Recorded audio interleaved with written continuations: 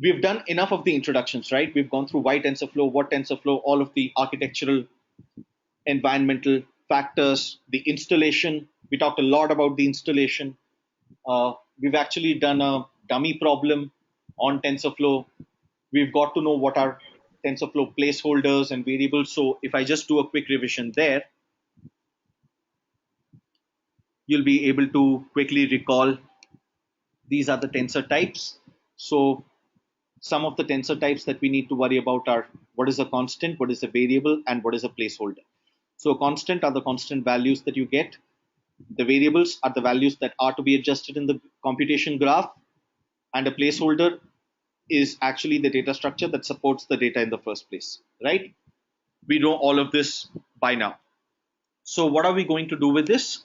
Instead of building a toy problem, again, we have got enough to get started with the actual stuff that we're interested to do, which is neural networks.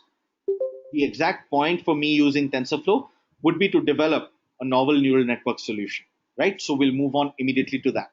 So the learning goals for today will be introduction to neural network, building a simple neural network. If we have time, we will talk about creating deep neural networks and also implementing deep learning neural networks using TensorFlow.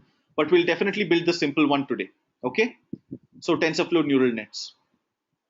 Neural network applications, as we all know, they are in the heart of some of the most intelligent applications as of today. So you have anything, a chatbot, a face recognition, an image recognition system, anything that you can think of is governed by neural networks as of today. They're the latest, greatest in the AI front of things. Okay? In the artificial intelligence front of things. So neural network learning usually looks something like this. Looks a little complicated, but we'll dig down deep. We'll talk about some theory and then we'll immediately jump onto some implementation. Okay. So typically, neural networks consist of these teeny tiny bits of recognition that we do, which sum up to an image as a whole. So let's say we take this as an example, the stop sign that you see there. How do we recognize that it is a stop sign? First of all, the shape or the edges in the image kind of give us a clue that it looks like a signboard, right? So the shape, the geometric shape inside this image helps me recognize whether it's a signboard or not. And then inside, there is red color in it. And then I can read off the STOP or the stop sign. So basically, when we humans recognize an image, we usually look at the shape first, then the colors, and then the context. And finally, we say that it is a stop sign. Okay? Neural networks do something similar. So see here how some of these bits are detecting the edges. So if I were to kind of point some of these things out over here, look at this. This neuron solely detects the green color along with a patch of turquoise. This is detecting horizontal edges. This is detecting slanting edges, and so on.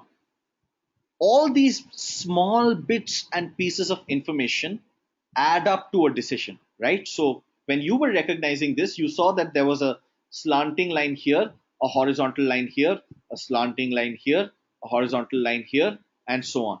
So you went through this and you recognized the shape that it might look like a signboard, and then you noticed the red color inside, and then you saw the stop sign, right? In multiple layers, we arrived at a conclusion. Neural networks are doing something similar here. See how this neuron detects a blob of red there. So each and every property that we see inside an image is broken down by these neurons, and then collectively a decision is taken on what the object might be. This usually is what a neural network learning looks like. We'll mostly step through 90% of these things in this series. Okay.